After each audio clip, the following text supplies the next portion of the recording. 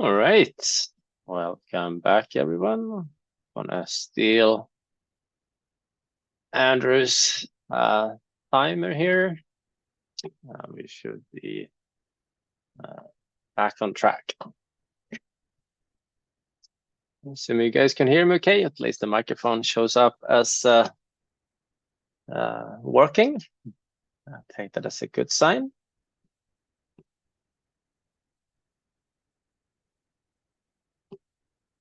Can you hear me okay?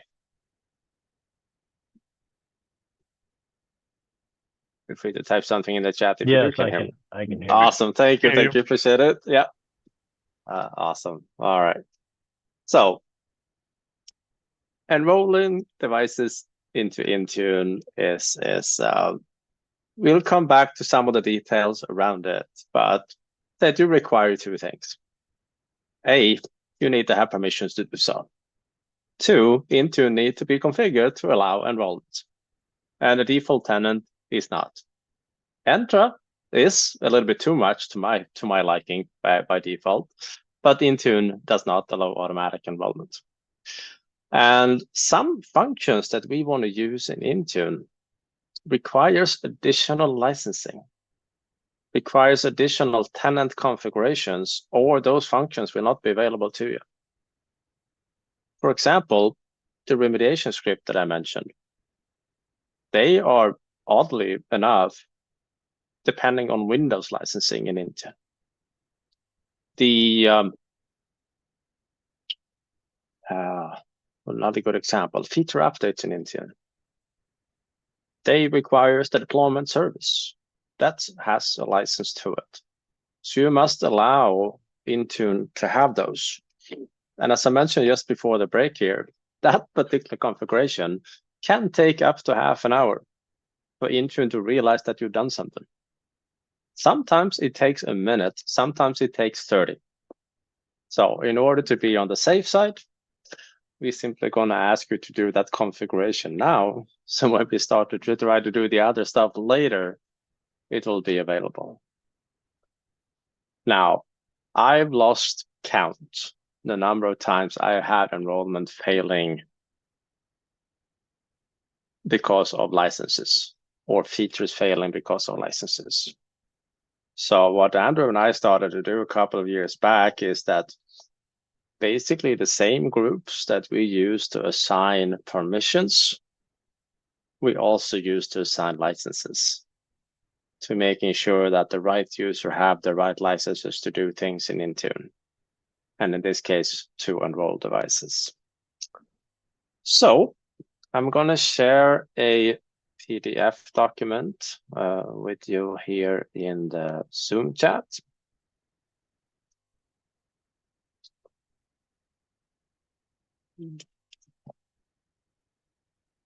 So it is lab time. It's about configuring these like settings that you must in an Intune tenant, otherwise we can't do anything. So it shouldn't take you too long. It's something we have to do. And it will give you a little touch of integration with Graph as well. But we can use that to verify licenses.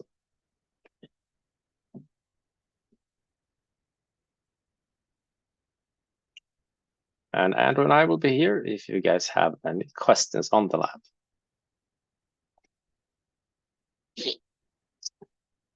I'm gonna stop the screen share.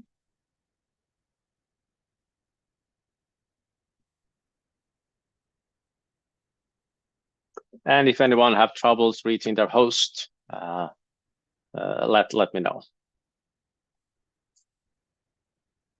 But you should all have received information last week about how to connect to it and where your Intune tenant is.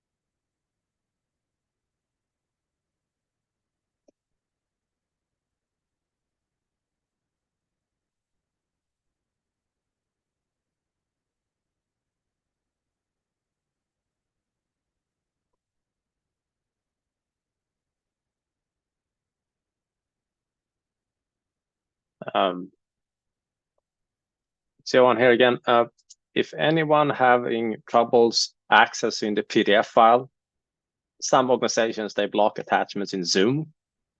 Let me know and I'll be happy to email it to you. But just, yeah, let me know.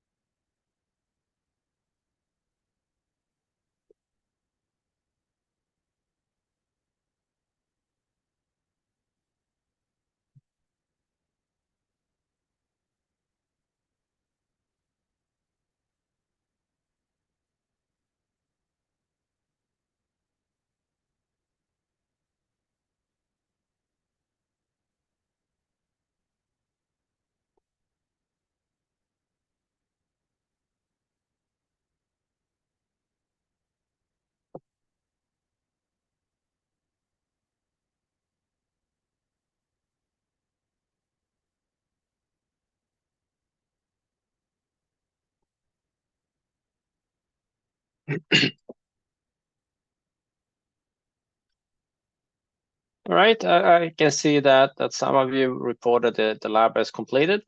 Excellent. I also see that some folks are still working on it. Can you just give me an update in the chat where you are in the lab? So either done or on this page or.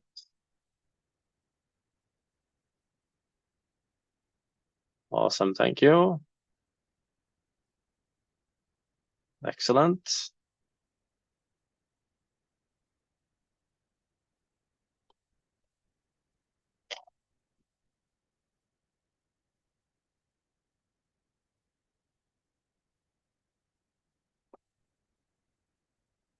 All right, it certainly looks like either folks are done with the lab or you are on the last couple of pages here.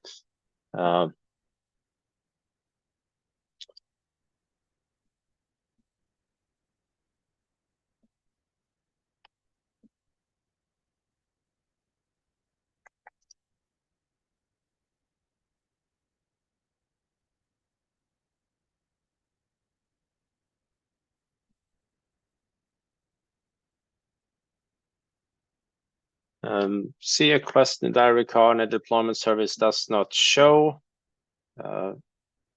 I've only seen that happen if basically the changes were not saved. Sometimes it can take a little while also for the tenant to accept the change. Ben's question, mismatch URI. That I have never seen, I think. What machine are you on, Ben, there? What rogue machine? If you don't mind me peeking over your shoulder. 009, I think. All right, thank you, sir. Since we're using remote desktop,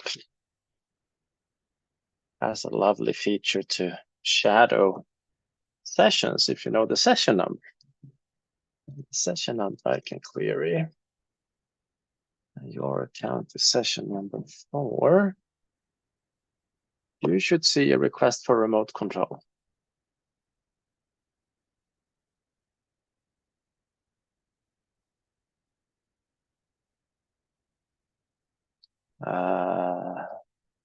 Okay, so Graph Explorer.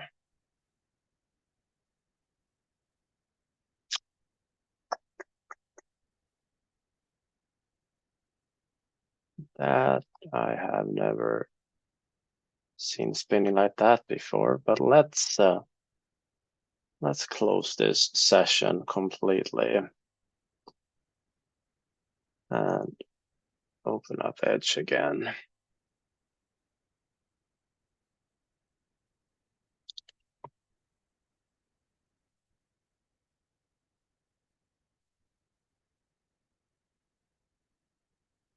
And sign in.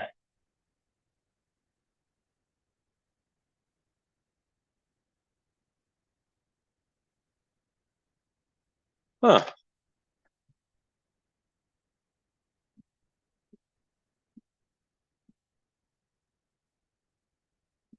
That's a first.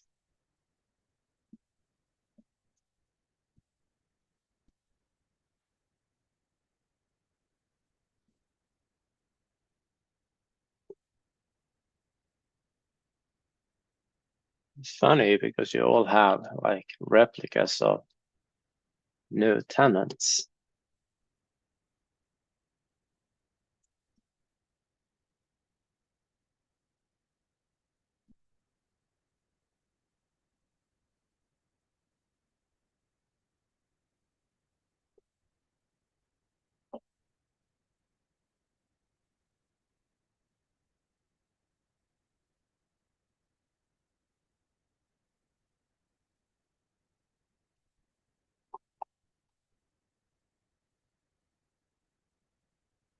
Let's try to do this.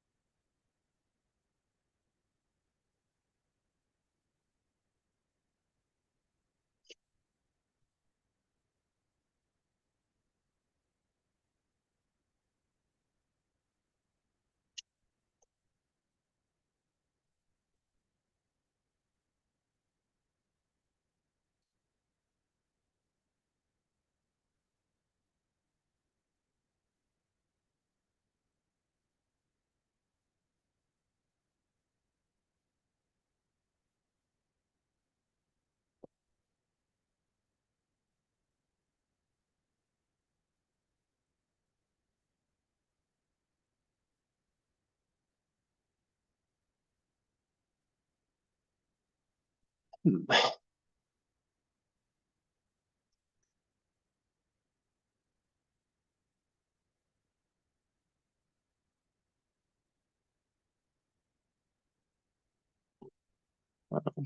that one again because it was not related to that.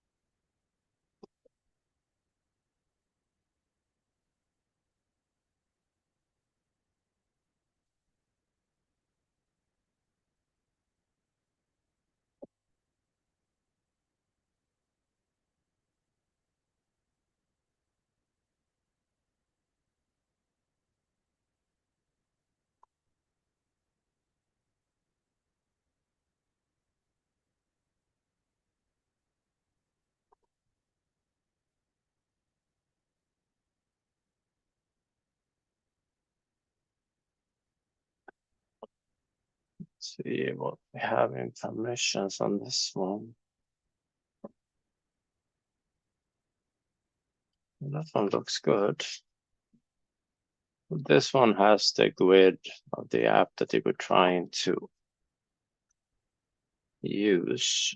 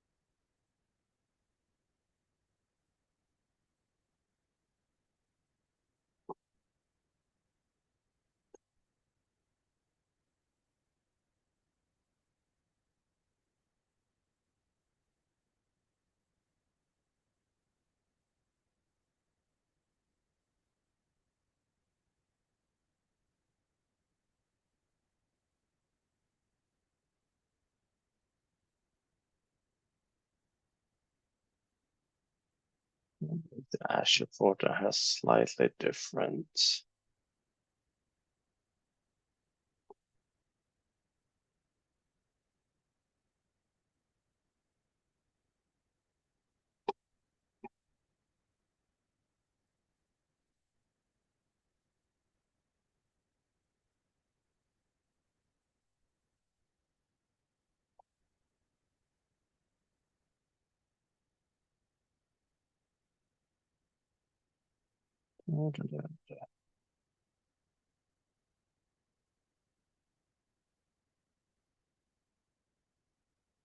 Copy and paste is arguing with me at the moment. How rude. Yeah, I know.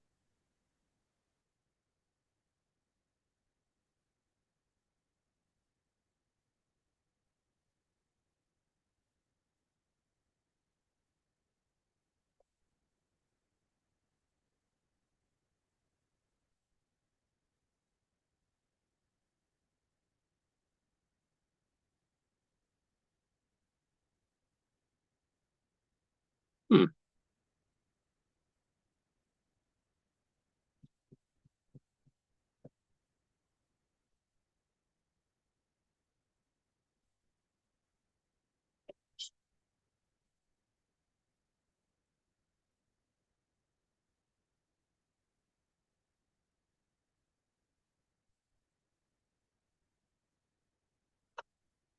Yeah, Ben, that one was a tricky one.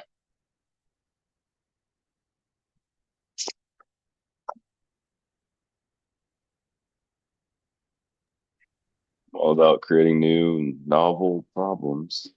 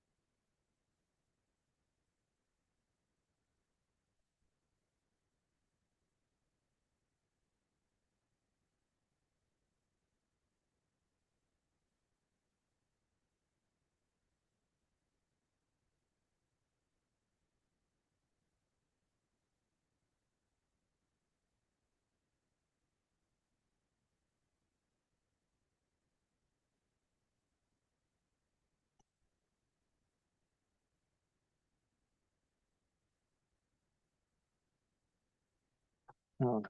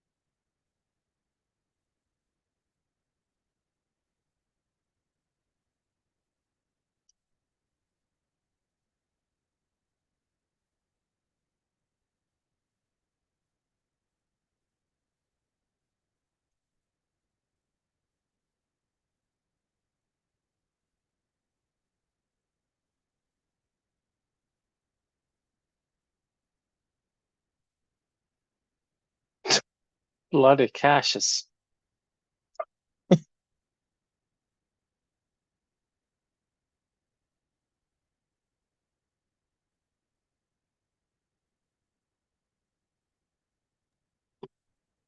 All right, thanks. Welcome. I've not seen that one before. Yeah, that's pretty odd and I hadn't signed in to it before then, so I don't know This is what it was caching. These machines are deployed fresh. There's like no one. All right. Yeah, weird. And I only cleared it for the last hour too. So something was in there. So you should be able to run that query now. Thank you. Of course. That was a tricky one.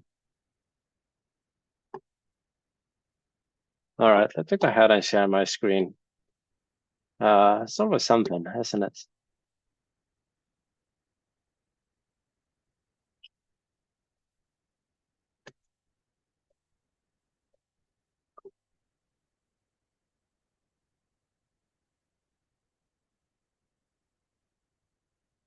So, long story short, first of all, this lab is something we need to get done in order to be able to enroll machines into Intune and to join them into Entra ID.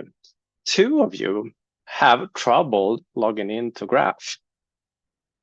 It will basically throw an error saying the following.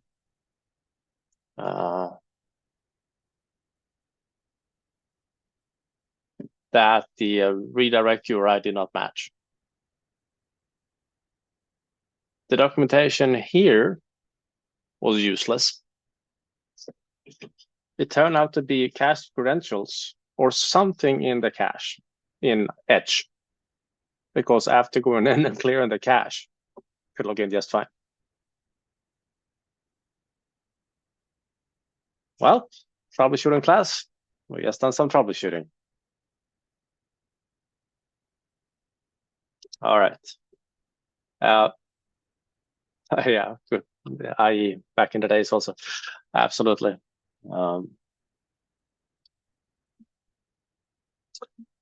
David mentioned you are still stuck in Graph. Would you mind if we shared your session as a sort of a common troubleshooting exercise? Would that be okay?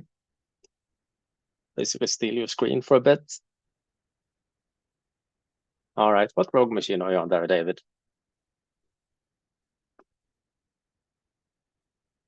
014. So, as I mentioned when I was talking earlier, remote desktop allows shadowing of sessions. So as long as I know the session ID for a user on a device, I can always ask nicely with command line switches to shadow a session. Now, you have to approve me from doing it or for doing it. So if you can kindly do that, you should be able to see David's lab machine here, Rogue 14. And there was something up with Graph there that it did not like. So I can see that you're all logged in. I see that up at the right-hand corner of the screen. And then we need that little endpoint for subscribed SKUs to put in here and run that query.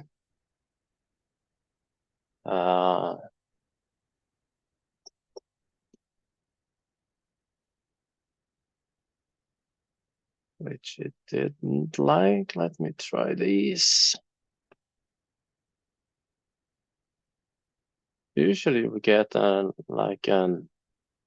access denied when you don't have enough permissions. But this one says no admin consent required. Let me take a look in your tenant. So that permission it was asking for in the PDF, I found that. It wasn't listed there in the ones that you were clicking. I found that and enabled it by going up here to my user and then consent to permissions.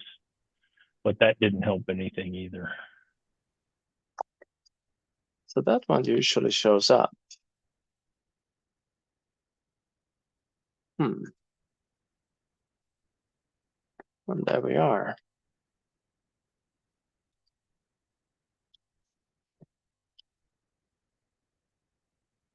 And there we are.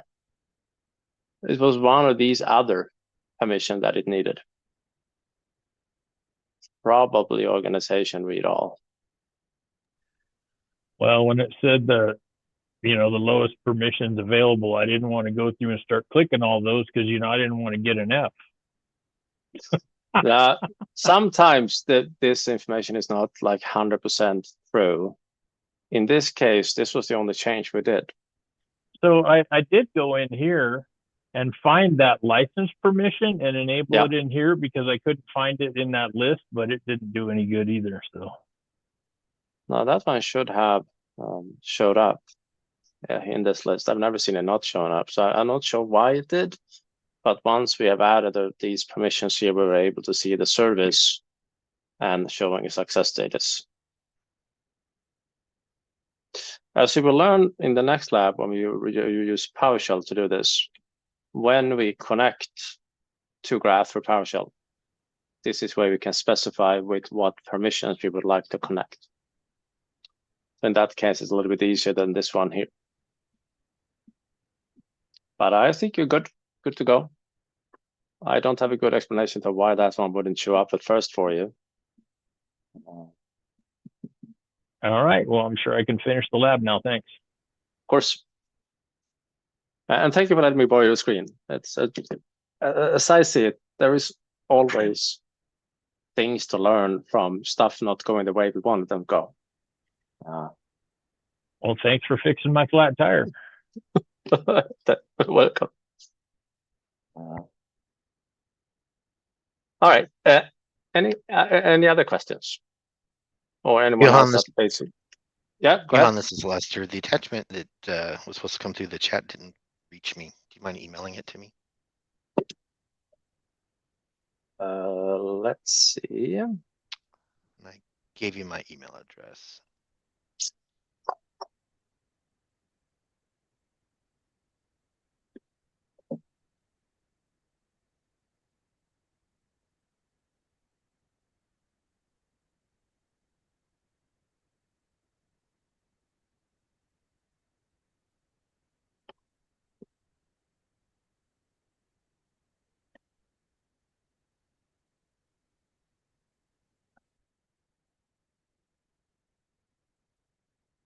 Is that the email that contained the word hill in it?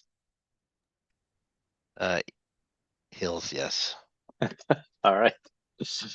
Let me forward that to you.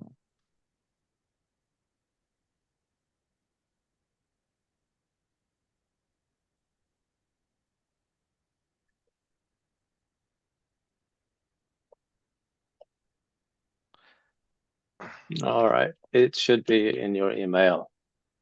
Well, within a couple of seconds here.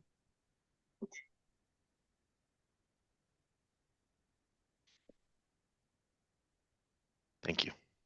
Of course. Any other questions?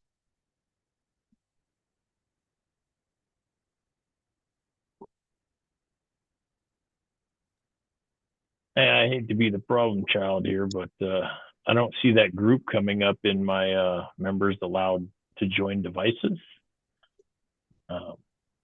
Okay. What machine were you on again? 14. 14. Oh, let us check. We are here to learn. We are here to help. It's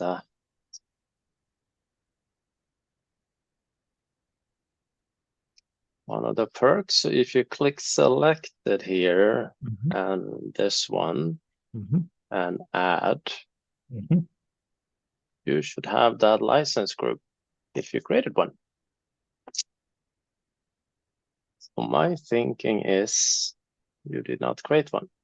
So of course, groups can be created here. Groups can be created here. But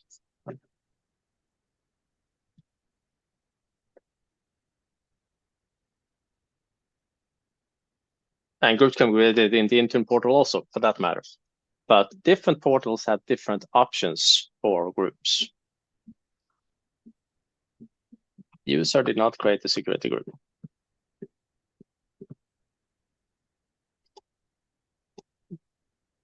And that's why it doesn't show up in the list. I must have missed that. Let's see.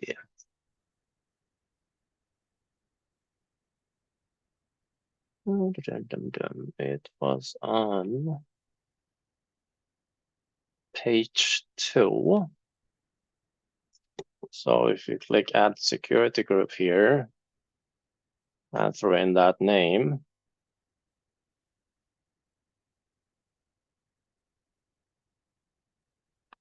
that was the first step there.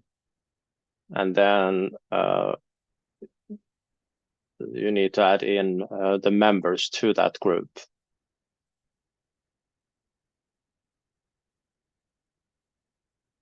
If you can tell me what name you gave your 2 users.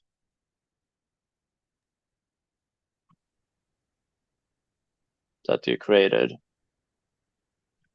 Yeah, so that would be this one here and this All one right. here, and then the one above it. Yeah. That one? Yep. Love it. All right, thank you.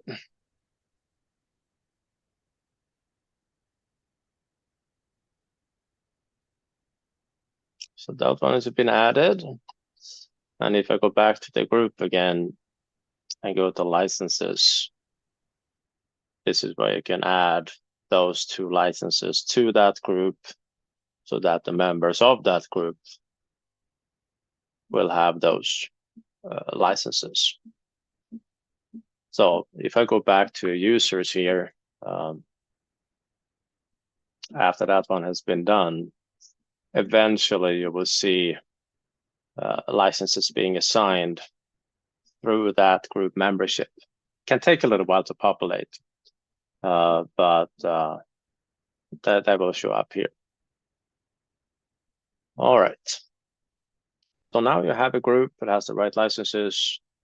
Then you should be able to go back to your Entra devices, device settings, and find that group. There. And you just have to repeat this process for the mobility settings. So basically go down here to mobility, hit Intune, and same, repeat that process. And this is just tying it together, making sure that those users in that group has permission to join the Entra, has permission to enroll automatically through Intune, because otherwise all the remaining labs will not be happy for you. So this is just one of those we need to get done. So you should be good to go there. Okay, thanks. I guess I got tripped up when things started going wrong. I apologize for wasting everybody's time. No worries. We are, as I said, we're here to learn, and mistakes are good to learn from. So if you think Andrew and I never do mistakes, you are sorely mistaken. We just do a lot of them. Put it mildly. Trial and learn. All right. But that leads us to a couple of things. Andrew, now since we actually have a little bit of extra time before the lunch break, this graph thing is kind of useful, isn't it? I would say so. I mean, I feel like we pretty much live in it daily these days. I'm going to go ahead and borrow the screen for a couple of minutes, if you don't mind. Fine. Please take it. All right. And where did hold on a second here. All right. So Uh, we've talked about you've learned about and we've worked with Graph Explorer a little bit. Johan showed us this nice graphic here that really talks about what Graph itself is. So as we start to dive into using Graph, there are a few concepts we need to discuss first. The first one is authentication. How do we provide permissions to things? A couple of different ways. First one is delegated permissions, and delegated permissions are going to act on behalf of a signed in user. So the app that you're signing in with or the PowerShell script that you're signing in with inherits that user's access boundaries. Meaning if we sign in with the scope device management manage devices.read.all, which is a mouthful, but it's an important one, that is going to grant read access to all of the Intune device objects, but as a delegated permission, meaning the administrator that we're signing in with is only going to see the devices that they have access to when they log into the Intune Admin Center. The other type of permissions are application permissions, and these have no user in that no user object in that loop, in that authentication loop. An application is going to authenticate as itself, and it's typically going to have unrestricted access to any data that that scope allows. So if we connect to Graph using that same scope, but with application permissions, we're going to see all of the devices that are available in Intune. And that's an important distinction, I think, especially if you're using role-based access and scoping, objects that are in Graph. So Intune is the example, but we can do that same type of thing with Entra and the other services that were in that graphic. There are a whole bunch of tools that we can use to interact with Graph, test things out, see what commands we need to run, things like that. You've already used Graph Explorer, which is a fantastic tool to sort of research Graph and see what's available to us. Graph X-Ray, another great tool. I don't recall if you mentioned it earlier yet, Johan, but X-Ray is going to be a very cool tool that allows us to see what Graph APIs are actually being hit in the background when we're browsing the Intune Admin Center, for example. And of course, as Johan mentioned earlier, we can interact with Graph using PowerShell, .NET, C#, Python, JavaScript, plenty of other languages. Now, in terms of connecting with PowerShell, so we love PowerShell, as you may have guessed. We focus a lot on PowerShell. These days, PowerShell 7 is recommended.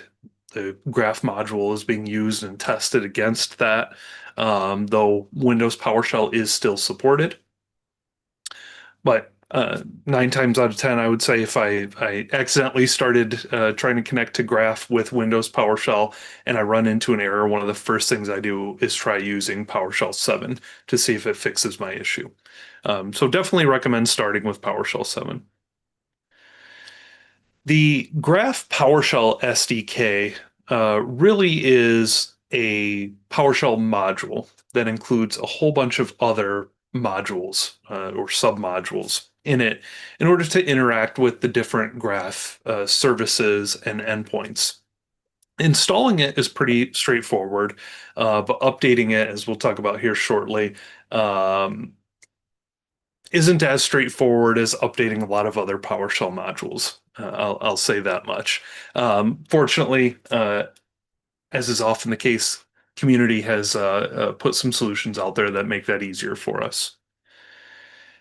And then in terms of connecting, there are a number of different ways that we can connect to Graph through varying degrees of security risk, I would say. For example, like I showed earlier, connecting a Graph in a PowerShell script, but hard coding my secret in that script, not very secure, but we can do it. We can connect interactively, meaning that a browser window will pop up for us and we can log in. We can use device code flow, which really I wouldn't use anymore. Microsoft has for quite a while recommended blocking that with a conditional access policy, but that's also sort of a browser-based interactive method of connecting. We can use certificates or secrets and use an Entra application in the background. So that's quite a bit more secure, I would say, than interactive or device code. Secrets less so, certificates a little bit more, in that we still have a public-private key pair that we have to use. And we can also use something called a managed identity when we're working with resources in Azure, for example, an Azure automation account. And that managed identity, I think, is really cool and useful. With a managed identity, we don't have to worry ourselves with certificates or secrets or anything like that. They're actually managed within Azure and they're managed by Microsoft. So a lot of different options and a lot of different methods that we can use to connect. So what does that look like for us? Well, if we want to install the module, that would be our first step. So if we go to the PowerShell gallery, there are two different flavors, I would say, of this module.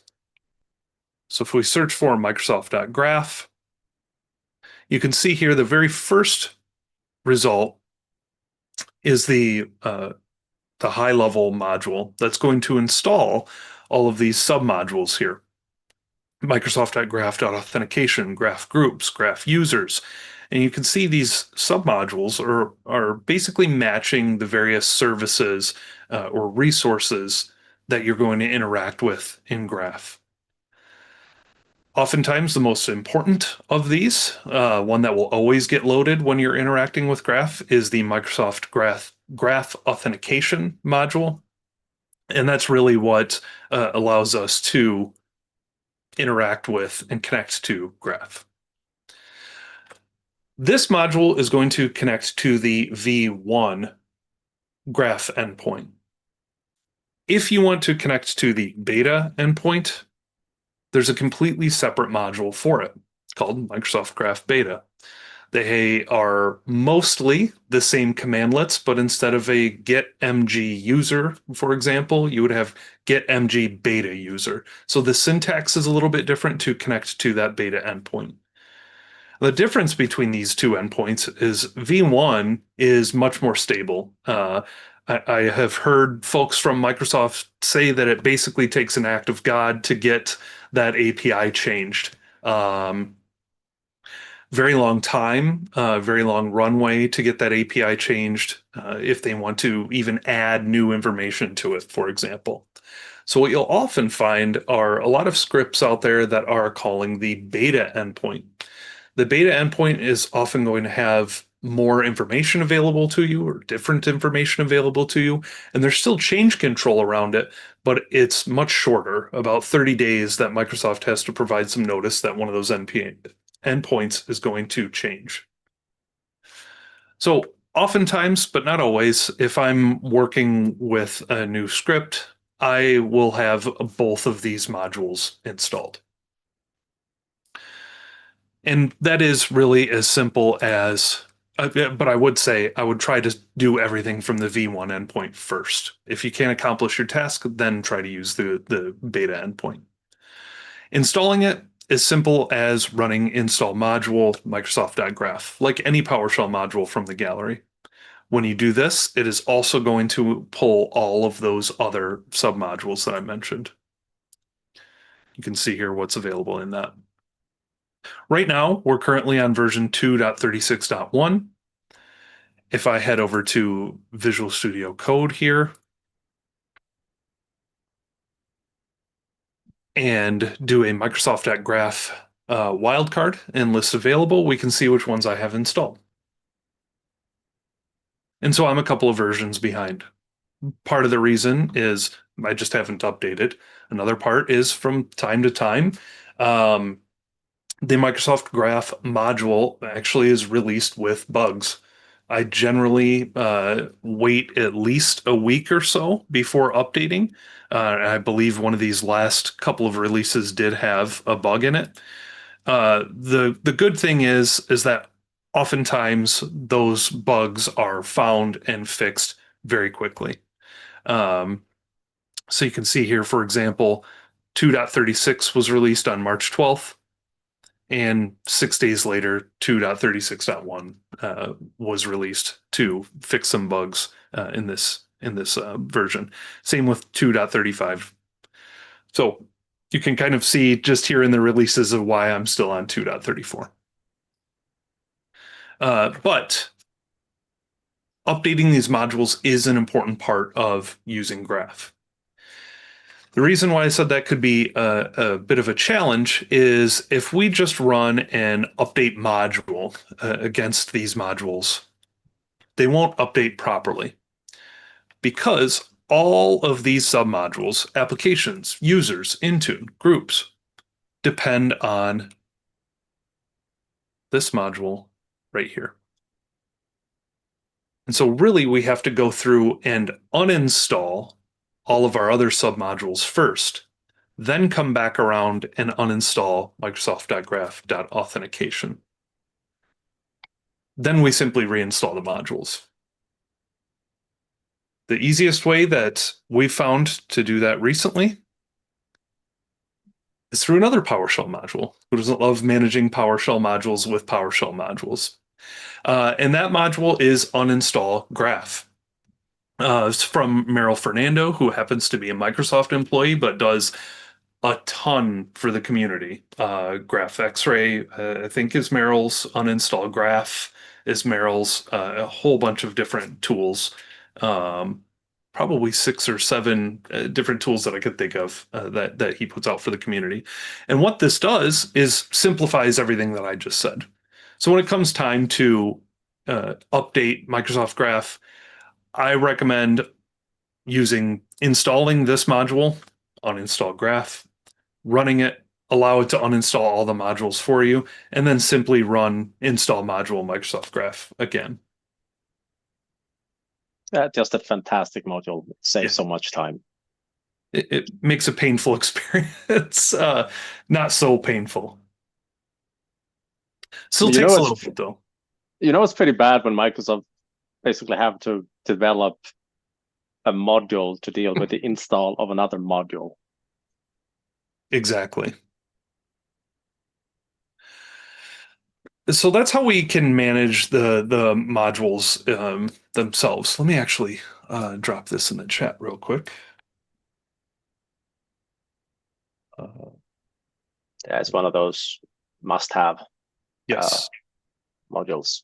definitely. And again, I mean, it really is important to keep up to date. Don't let the fact that there are some bugs that show up scare you away from updating this. There are a lot of fixes that come through in every version, and it's updated pretty regularly. And sometimes these updates are also there to reflect changes that Microsoft is doing in their backend. Yep. So if you're on a too old module, a script that used to work beautifully may just downright fail because you didn't update the module. Yep.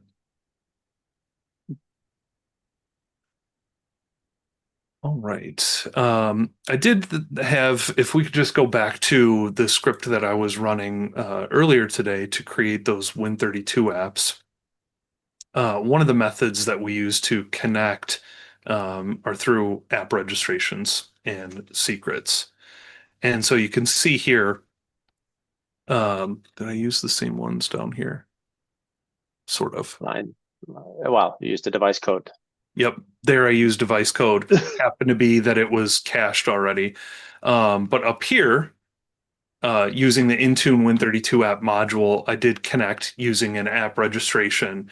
So we have our tenant ID, which is just going to be our Entra tenant, our client ID, which is going to be an app registration, which I'll show you here in Entra in just a moment, and then the secret from that app registration. And so this basically tells this connection, we want to use this app registration, which is going to have certain application permissions already assigned to it. And then this secret is going to basically be the piece that allows us to authenticate. So if I head over here to app registrations and I look at my Intune PowerShell app, we have our tenant ID here, which starts with 5ED. That looks right. We have our client ID or the application ID, which starts with 1D4. And then if I head over to my secrets here, you can see I have a client secret that I'm using to connect basically with this value here. Now, this should have already disappeared. What happens when you create a new client secret is when you return to this page, you'll no longer see that value. But you can see this is part of the risk of using a secret. The fact that I have put this secret out there, I've shown it on stream and everything, would allow any of you to connect with that tenant ID, client ID, and client secret. So we'll go ahead and delete that secret because it's pretty easy to recreate one at any time. And now if we were to use it, then authentication is going to fail. But we also have the certificate method that can be used. That's quite a bit more secure than secrets. And then we can also use managed identities as well. Johan, do you have a script readily available that is using a certificate to connect? No, sir, do not. I have Okay. a couple that are using app registrations and see what else. Just the regular connect MG graph stuff. Okay. I did want to point out here too, when we are using those app registrations, you can look at the API permissions here, and that's where you're going to see the permissions that we give to that app. Very similar to what we did in Graph Explorer, but we can do that same thing for any app registration that we create.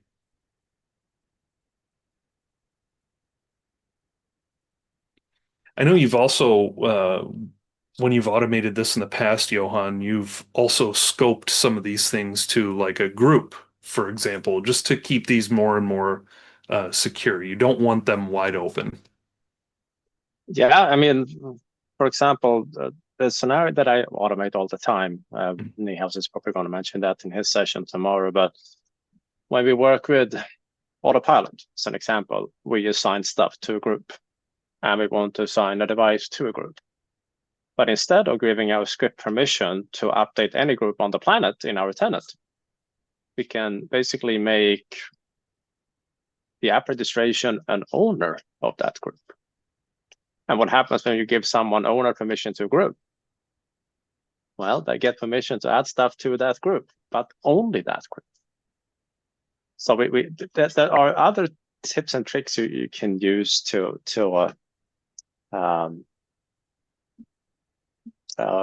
work with this as well. But if you can kindly go back to the script for just a second. Mm-hmm. The script? Yes, line 9.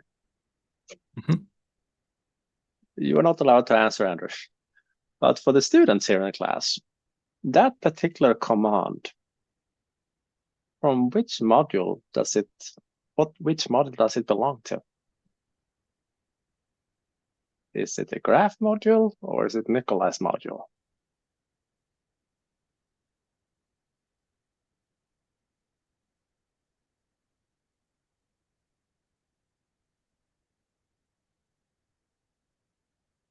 That is not a Microsoft naming or commandlet.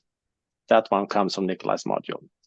And you will often see this from community members. They are writing their own little functions in their script because they want to have something different, or some different error handling, or just doing something a little bit different. They may well behind the scenes leverage components from Graph or the Microsoft module, but you will often see stuff like this where they have their own little routine for dealing with logins and Yeah, I just wanted to mention that. No, it's a great call out. I think if we scroll down here, like we saw a few minutes ago, this is the one that you'll often be using if you just want to use that native graph Yeah. module. Indeed. Except we don't want device code. That too.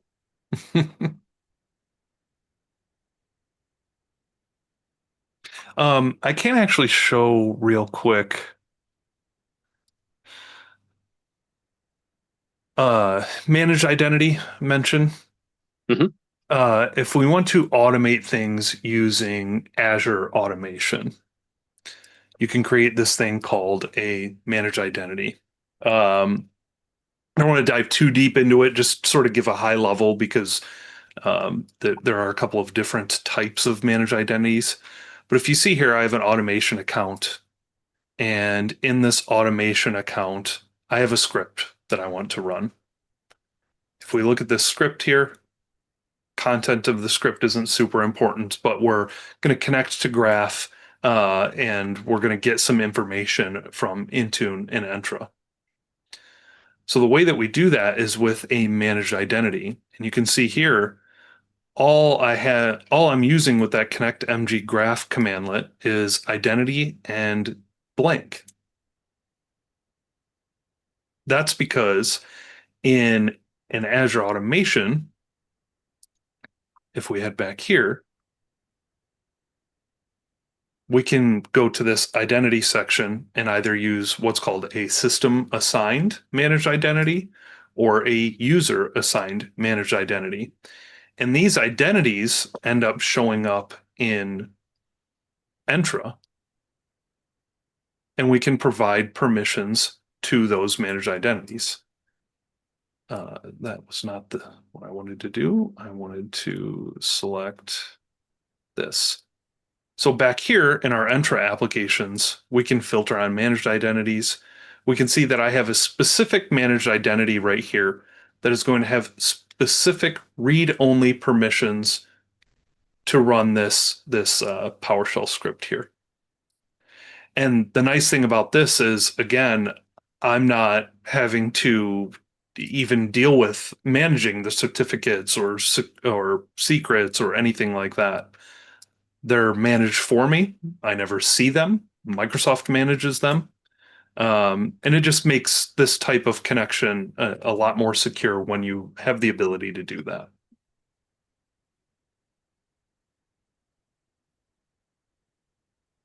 That's it. All right. Awesome. Well, we're going to show you a couple of more examples, but we have a very important milestone coming up, and that is lunch break. So, as I mentioned earlier, we'll have a lunch break between noon and 1 p.m. So I'm going to put in a little note here in the chat, lunch break resuming at 1 p.m. Central Time for a bit more on Graph. And then also there will be labs on Graph as well, as you do. Of course. So everyone, please enjoy lunch or dinner for those of you who are in Europe. And see you back in 58 minutes. All right. We'll see you back in a bit. Yep.